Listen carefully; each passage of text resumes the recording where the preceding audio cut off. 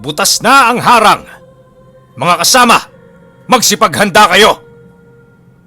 Sigaw ni Ka Andres.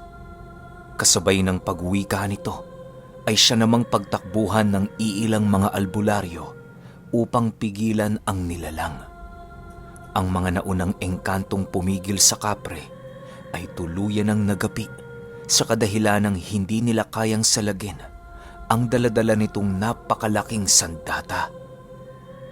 Habang tumatakbo noon ang kapre, panay naman ang pagsunod sa kanya ng iilang itim na kaluluwa upang bigyan siya ng hindi masukat na lakas sa lahat ng pagkakataon. May mga mangilan-ngilang sigbi na din ang nakakapasok sa harang kung kaya't kinakailangan na ng kanilang kasanggang mga engkanto ang manalangin sa bathalang pumoprotekta sa kanila. Mamunting Ginoo, ikaw at ang bathalang nangangalaga sa lugar na ito ay magkaisa. Siya ang gabay mo magmula pa noong una mong buhay. Tawagin mo siya ng bukal sa iyong loob at ikaw ay kanyang diringgin. Wika ng matandang engkanto. Nang marinig ni Pipeng ang sinabi nito, agad din naman niyang tinugon ang nais mangyari ng kanilang kasangga. Umupo siya noon sa gilid ng kanyang ina habang dahan-dahang pumipikit. Malabo man para sa kanyang isipan ang kanyang gagawin, ngunit alam niyang wala siyang magagawa kung hindi ang ito ay subukan. Lahat ng paraan ay kinakailangan niyang gawin, alang-alang sa kaligtasan ng lahat ng nilalang na nakikisilong sa banal na lupain. Sa pagpapatuloy ng kanyang pagramdam sa buong paligid, doon na niya dahan-dahang nauunawaan ang ipinapagawa sa kanya ng engkanto. Maya-maya pa, biglang pumasok sa isipan ni Pipeng ang isang nilalang na unang beses pa lamang niyang nasilayan. Ayon sa kanya, na ang kaanyuan ng nilalang na yon ay ibang-iba sa lahat ng uring kanyang nakita. Yun din ang unang beses na lumitaw ito sa kanyang memorya na siyang labis pa niyang ipinagtaka. Paglalarawan ni Pipeng sa nilalang na yon, meron itong napakahabang buhok na kulay puti. Napakabango ng hangin na bumabalot sa buong katawan nito at meron itong kulay berdeng mga mata. Matutulis din ang dulo ng tenga nito at meron itong pagmumuka na halos kawangis lamang ng tao. Ang pinagkaiba lamang ng balat nito sa isang ordinaryong tao ay nababalutan yon ng kaliskis na kulay asul. May dala din yung sibat na gawa sa pangil ng isang nilalang ang talim na hindi mawari ni Pipeng kung anong uri. Napakakisig din ng nilalang na yon sa kadahilanang bumabakat sa buong katawan nito ang nagsisiumbukang mga kalamnan. Nakasuot din yon ng saya na kulay puti at meron itong sinturong gawa sa kaliskis ng isang hayop. Wala din yung suot na sandalyas, gawa ng punong-puno ng kaliskis ang buong talampakan nito. Habang patuloy itong iniisip ni Pipeng, paunti-unti na niyang naaalala ang pangalan ng nilalang. Subalit, kahit anong pagsigaw niya noon, animoy hindi siya nagagawa nitong pakinggan na para bang napakahimbing ng tulog nito. Ilang minuto pa ang lumipas, bigla namang nagising ang nilalang at nagwika ito ng,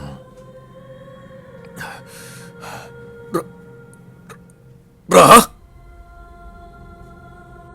Nang marinig ni Pipeng ang sinabi nito, agad naman siyang natigilan sa kanyang kinatatayuan.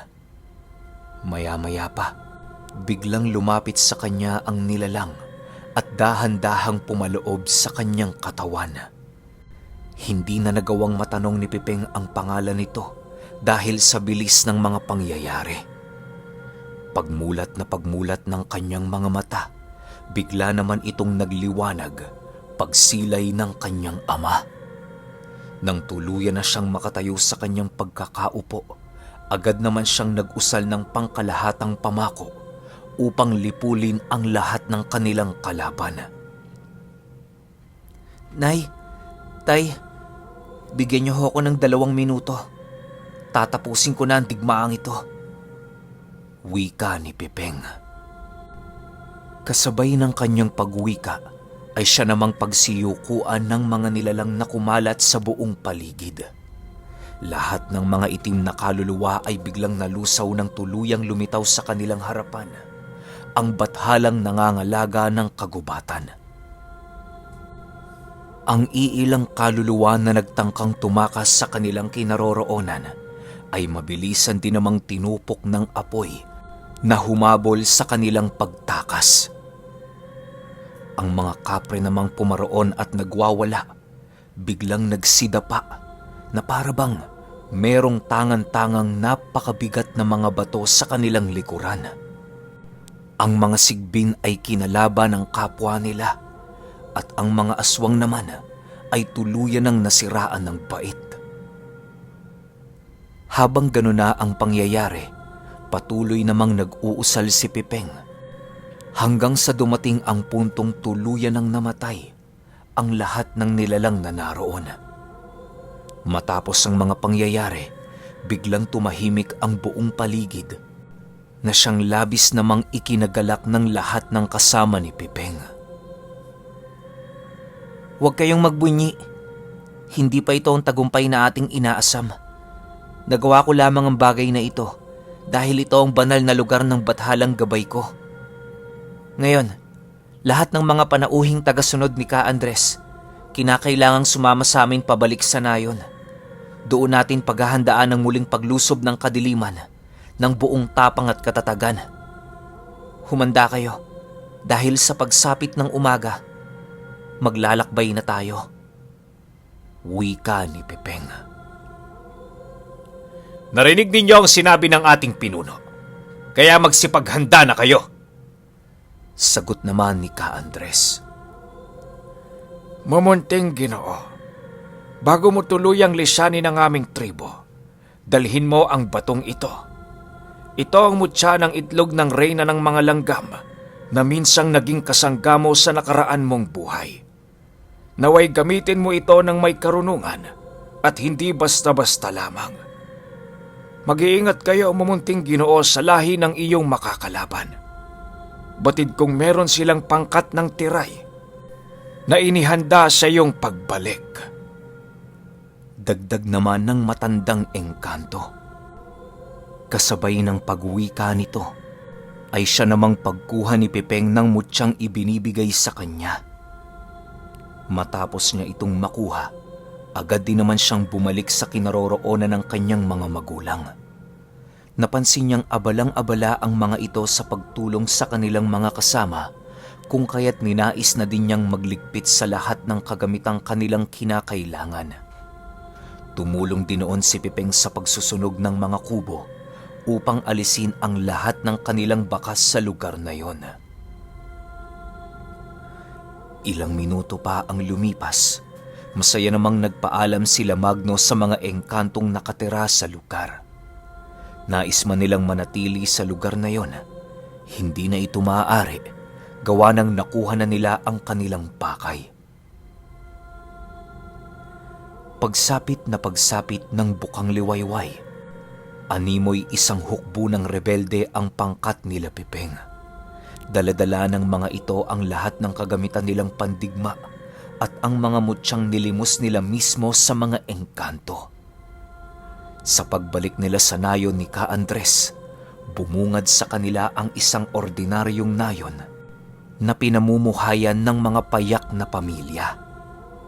Ordinaryong mga tao ang mga ito, kaya na may hindi sila nito nagawang pag-isipan ng kung ano. May mga kadugo din noon si Ka Andres sa lugar na yon na nagpapanatili ng kaayusan ng kanyang tahanan.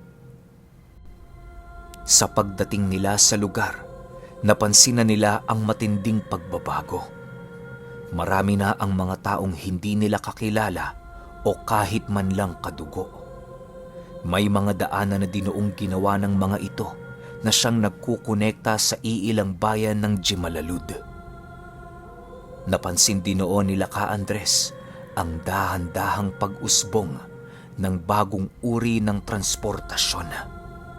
Ka Andres, ayos lang ba sa'yo na dyan kami makitira sa bahay ninyo? Wala ho kasi kaming malalapitang iba rito kung hindi kayo lang. Wika ni Magno. Magno, tama na ang formalidad. Marami na tayong pinagsamahan. Tsaka isa pa, hindi naman ako papayag na kung kanino lang kayo makikitira. Alam kong malakas si Pipeng, subalit siya ay bata pa at madali pang mahulog sa mga panlilinlang ng ating kalaban. Sa ngayon, mas mainam na turuan natin siya ng kanyang mga kinakailangan upang paghandaan ang mga susunod na digmaan. Sagot naman ni Ka Andres. Nang marinig ni Magno ang sinabi nito, pinili naman niyang sumunod sa nais ng kanyang kaibigan. Pagdating nila sa bahay ni Ka Andres, bumungad sa kanila ang mga kadugo nitong abalang-abala sa paghahanda. Inaasahan na din kasi nilang darating ang araw na babalik ang may-ari ng bahay na yon, kaya na may hindi na sila nagulat sa kanilang mga nakita. Sa pagsapit ng gabi noong mismong araw, naging tahimik naman ang buong paligid. May mga pagala-galang sigbin sa lugar, subalit hindi nito nagawang masipat ang presensya ni Pipeng. Bukod kasi sa sinelyuhan ito nila Magno, nagkalat din sila ng mga pangkubli sa buong nayon. Panatag naman sila doon kahit papaano, gawa ng alam nilang ang lahat ng naninirahan sa nayon ay kanilang maaasahan. Ilang linggo pa ang lumipas, may mangilan-ngilan ng nilalang ang nakakaamoy sa presensya ni Pipeng. Panakanaka na ang pagsulputan ng mga ito para lamang magmanman sa buong paligid. Hindi naman ito hinahayaan nila Magno kung kaya't panay din ang kanilang paglibing ng mga pangontra upang itaboy ang mga ito. Isang araw, habang sila ay abala sa kanilang mga gawain, meron silang narinig na pagtawag na nanggagaling sa isa sa kanilang mga kababaryo. Nagmamadali ito at para bang meron itong mahalagang balitang nais iparating. Ka Andres! Ka Andres, nandyan ka ba? Meron ho tayong bisita. Sigaw ng lalaki. Nang marinig nila Pipeng ang sinabi nito, agad din naman nilang tinungo ang kinaroroonan ng lalaki. Pagsilay nila sa lalaking yon, ay nakita nila itong nakayuko habang naghahabol ng kanyang hininga. Maya-maya pa, bigla na lamang nagsalita ang lalaking yunang. Ginoong Magno, may tao pong naghahanap sa inyo. Kinakailangan niyo ho siyang makita. Meron siyang mahalagang sasabihin sa inyo. Ganun ba? Sige, ituro mo sa akin ang kinaroroonan niya. Sagot naman ni Magno. Nang marinig ito ng lalaki, agad din naman niyang ipinagpatuloy ang kanyang paglalakad pabalik sa lugar na una niyang nasilayan ang panauhin. Sumama na din noon si Ka Andres upang kahit papaano'y magawa din itong malaman ang mga nangyayari. Pagdating nila sa sentro ng kanilang nayon, bumungad sa kanila ang isang matandang nababalot ng kasuotan ang buong katawan. Meron itong daladalang tungkod na merong hindi mabilang na mga buto na nakasabit. Libagi na din ang pagmumukha nito na para bang ilang taon na yung hindi naligo. Pagtayo ng matanda, dahan-dahan naman itong naglakad papalapit sa kanila habang humihinga ng malalim. Maya-maya pa, bigla itong nagwika ng, Magno, kilala mo pa ba ako? Hindi kita kilala, Ginoo. Sino ka ba? Mabilis ang sagot naman ng ama ni Pipeng. Tunay ngang makakalimutin ka, aking kaibigan. Hindi mo ba natatandaan ang pangalan ng pinagkakatiwalaan mong tauhan? Sagot naman ng matanda. Nang marinig ni Magno ang sinabi nito, agad namang pumasok sa kanyang isipan ang pangalang Fernando. Per ang tawag niya sa taong pinagkakatiwalaan niya ng husto noong mga panahong isa pa siyang pinuno ng mga rebelde. Per, ikaw ba yan? Gulat na tanong ni Magno. Oo, Ginoong Magno. Ako ito. Masaya ako dahil kahit papaano, nagawa mo akong maalala. Sa paglista niyo sa ating kuta, kami ay nadakip ng mga tiray na siyang nagpahirap sa amin sa halos 5 taon. Nilaso nila ang aming mga kaisipan hanggang sa dumating ang puntong naging kaanib na kami ng kanilang lahi. Alipin kami, Ginoong Magno. Alipin! Walang kakayahang tumutol sa nais nilang gawin. Sagot naman ng lalaki. Nang marinig ito ni Magno, tanging kalungkutan na lamang ang kanyang naramdaman para sa kanyang kaibigan. Dahil sa mga pangyayari, ninais ni Pipeng na gawin ang kanyang makakaya para lamang maisalba ang buhay ng kaibigan ng kanyang ama. Sa paglabas niya ng itlog ng reyna ng mga langgam, ay halos mabulag ang nilalang na yon dahil sa kanyang mga nakita. Bigla itong napaatras ng napakalayo habang patuloy na sumisigaw ng, Ilayo mo sa akin yan! Ayokong makita ang bagay na yan! Ilayo mo yan! Manong, wag po kayong mabahala. Narito ako para palayain na tulungan ka. Sagot naman ni Pipeng. Nagkakamali ka! Hindi ako pumarito para manghingi ng simpatya! Naparito ako para bigyan kayo ng babala sa mga unos na darating! Galit na sagot ng lalaki. Kasabay ng pag-uwika nito ay siya namang dahan-dahan itong paglapit sa kinaroroonan ni Pipeng. Habang lumalapit ang nilalang na yon, ramdam na ramdam nila ang napakabigat na presensya na dahan-dahang bumabalot sa buong paligid. Ilang minuto pa ang lumipas, bigla namang nagsilitawan sa katawan ng matanda ang hindi mabilang na kaluluwang itim. Bigla ding nagliwanag ang tungkod nitong hawak hanggang sa tuluyan na niya itong mabitawan. Sa pagbagsak ng tungkod nito sa lupa, ay naging mga uod yon na siyang sumuot sa kaila-ilaliman ng lupang pinagtitirikan ng kanilang nayon. Matapos ang mga pangyayari, tanging pagtawa lang naman ang ginawa ng lalaki habang dahan-dahang nagpapatira pa sa lupa. Nang hindi na maatim ni Ka Andres ang mga nangyayari sa paligid, wala na siyang nagawa kung hindi ang bunutin ang kanyang tabak at mabilisan nitong tinapyas ang ulo ng lalaki. Maging sila Magno noon ay hindi napigilan si Ka Andres dahil sa napakabilis ng paggalaw nito. Sa pagkamatay ng lalaki, tanging pagkagulat lang naman ang bumalot sa paligid. Kahit putol na kasi ang ulo nito, nagagawa pa nitong makapag-usal ng kanyang mga engkantasyong hindi pamilyar sa pandinig nila Magno. Naloko na! Sinong nagpapasok ng taong ito dito? Wika ni Ka Andres. Hindi ho namin alam, kapatid na Ka Andres. Wala pong nakakita sa pagpasok ng lalaking yan eh. Sagot naman ng iilan sa kanilang mga kasama. Nang marinig nila Magno ang sinabi nito, dali-dali din naman nilang nilapitan ang bangkay ng lalaki upang hukayin ang lupang sinuotan ng mga uod. Alam nilang magiging lason yon sa kanilang lupain kung hindi nila ito magagawang bunutin.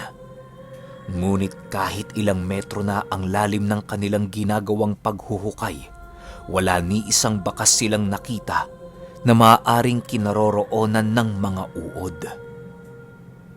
Ilang minuto pa ang lumipas, napagpasyahan na lamang nila ka Andres na gumawa ng ritual para sa pagtawag ng engkantong maghahanap sa nakawalang lason sa buong paligid. Halos magdamagan nila itong dinasalan para lamang masigurong hindi malalason ang kanilang mga baong pangontra papaikot sa kanilang nayon. Ilang araw pa ang lumipas, paisa-isa namang dumarating ang dating kasamahan ni Magno upang bigyan sila ng babala. Lahat ng mga ito ay nakakapasok sa kanilang nayon na para bang wala doong nakabaong harang. Lahat ng bumibisita sa kanila noon ay walang habas na pinapatay ni Ka Andres at inililibing sa dulong parte ng kanilang lupain. Hindi na din niya pinahintulutang mabitawan ng mga ito ang kanilang tungkod sa takot na baka maging pulutong na naman ito ng mga uod. Isang gabi, habang nagsasalo-salo sila ng kanilang pagkain, doon nila napag-usapan ang tungkol sa mga panauhing bumibisita sa kanila. Magno, hindi ka ba nagtataka kung bakit nakakapasok ang mga demonyong yon dito sa ating lupain? Pakiramdam ko, merong traidor sa mga kasamahan natin. Wika ni Ka Andres. Hindi ako naniniwalang may traidor sa ating mga kasama, kapatid na Andres. Siguro kaya nakakapasok ang mga yun dito sa atin dahil sa merong kaming kaugnayan sa kanila. Ang kaugnayang yon ang maaaring nagiging tulay nila para malagpasan ang lahat ng patibong sa ating lugar. Sagot naman ni Magno. Tama ang sinabi mo, Itay. Maaaring yan nga ang dahilan sa lahat ng pagbisitang hindi natin inaasahan. Huwag kayong mag-alala. Bukas na bukas din, babaguhin ko ang lahat ng baong pangontra. Sagot naman ni Pepeng. Nang marinig ito nila Magno, ay halos hindi nila magawang makasagot sa sinabi nito. Alam nilang kayang gawin yon ni Pepeng, ngunit hindi lang talaga nila maiwasang magulat. Ilang minuto pa ang lumipas, biglang inilantad ng bata sa kanilang harapan ang mutya ng itlog ng reyna ng mga langgam. Pagtitig nila Magno sa itlog na yon, bumungad sa kanila ang nagliliwanag na loob nito na para bang merong bituin doong nakakulong. Ayon kay Pipeng, na ang kanilang nakikita noon ay isang buhay na mutya na bigay mismo sa kanya ng isang matandang engkanto. Hindi nila yon magawang mapansin doon sa gubat. Gawa ng pasimple itong ibinigay sa kanya. Dagdag pa ni Pepeng na ang gamit na yon ay bibihira lamang mataglay ng isang ordinaryong tao o taong may alam sa lihim na karunungan. Bukod kasi sa napakahirap nitong hagilapin, malalakas din ang nagbabantay sa ganoong uri ng mutya. Anak, paano mo nataglay ang mutyang yan? Gulat na wika ni Magno. Hindi ko to nataglay, Tay. Ibinigay ito sa akin. Alam ko naman, Tay, na alam mo kung ano ang antas ng mutyang ito, hindi ba? At ang sabi pa sa akin ng matandang engkanto, pwedeng ipasa ang kakayahan ng mutyang ito sa kahit na sinong ordinaryong tao. Pero kailangan kong pag-isipan ng mabuti kung ipagkakaloob ko ba ito o gagamitin ko. Magaan ang mutyang ito, Tay. Hindi tulad ng ibang mutya na kailangan pa ng maraming seremonyas at dasal bago maipasa. Madali ko itong mapapagana, Tay. Sagot naman dito ni Pepeng. Nang marinig ito ng kanyang ama, tumangulang naman ito habang nakanganga ang kanyang bunganga. Hindi kasi nito lubusang maisip sa kung anong paraan nagawang mataglay ng kanyang anak ang ganoong napakataas na uri ng mutya. Ayon pa kay Magno na ang mutyang iyon ay nagtataglay ng hindi masukat na swerte, lalong-lalo na sa negosyo. Pangkalahatang proteksyon din ito kontra sa lahat ng uri ng masasama.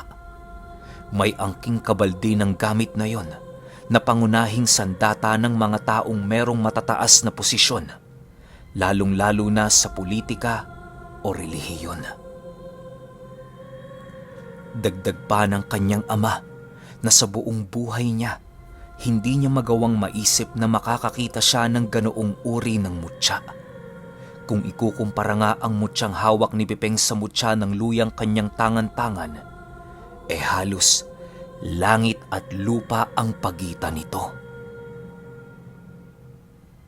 Matapos ang mga pangyayaring yon, nananatiling tulala lang naman sila ka Andres dahil sa mga nangyari. Nang maitago na ni Pipeng ang kanyang mutya, ay halos ulanin siya ng katanungan ng mga taong nakakita. Pipeng, kung nais nating manalo, kinakailangan nating magtaglay ng ganyang kalakas na gamit. Maaari pa naman tayong bumalik sa gubat kung iyong pagnanais. Sabihin mo lang at ngayon din mismo, babalik tayo sa tribo ng mga engkanto. Wika ni Ka Andres. Pasensya na ho kayo, Ka Andres, dahil hindi ko kayang maipangako sa iyo mga bagay na iyong nais. Alam kong kinakailangan natin ng mga ganitong armas sa pakikipaglaban. Ngunit sa kasamaang palad, hindi ito kayang maibigay ng mga engkanto. Nakausap ko sila bago tayo umalis sa lugar na yon. Kaya na may alam kong nag-iisa lamang ito. Wala na din silang gamit doon, kaya wala ding saysay ang pagbalik natin sa lugar na yon. Ang tanging magagawa natin ay ang manalig sa mga bathala at ang gawin ng sukdulan ng ating makakaya para mailigtas ang mga dapat iligtas. Sagot naman dito ni Pipeng. Matapos ang kanilang pag-uusap, napagpasyahan naman ang kanilang pangkat na magsanay kinaumagahan. Gagawin nila ang bagay na yon bilang paghahanda sa mga sakunang naging babala sa kanila ng mga bumisitang panauhin. Sa pagsapit ng umaga noong araw, tinipon ni Ka Andres ang lahat ng kanyang mga kaanib upang umpisahan ang kanilang pagsasanay. Sa pagsapit ng hapon noong mismong araw, naging abala naman ang kanilang pangkat sa lahat ng kinakailangan nilang gawin. Habang papasapit na ang takip silim, hindi nila nagawang mapansin ang pagdating ng 8 sigbin at isang aswang na nasa hanay ng uri ng mga tiray. Mapapanganib ang mga ito at kayang pumatay ng kahit na anong nilalang na merong tangang malalim na karunungan. Hindi gaanong napapansin ang mga tiray tuwing gabi dahil ang kanilang pamamaraan ng paglusob ay binabalot ng katahimikan. Okay, wala pa tayong 5 Siguro, wala pa pala tayong 6 hanggang 5 pa lang yung nagagawa. So, baka medyo matagalan. Di naman sobrang tagal, mga 1 o 2 araw. Pero habang wala pa yon, lapag muna tayo ng ibang kwento. Pagpasensyahan nyo na, medyo komplikado kasi yung pagsasali niya ng kwento sa binabasa niyang libro ng mga kaninu-ninunuan niya. Kaya hintay-hintay lang tayo. Yun lang. Salamat.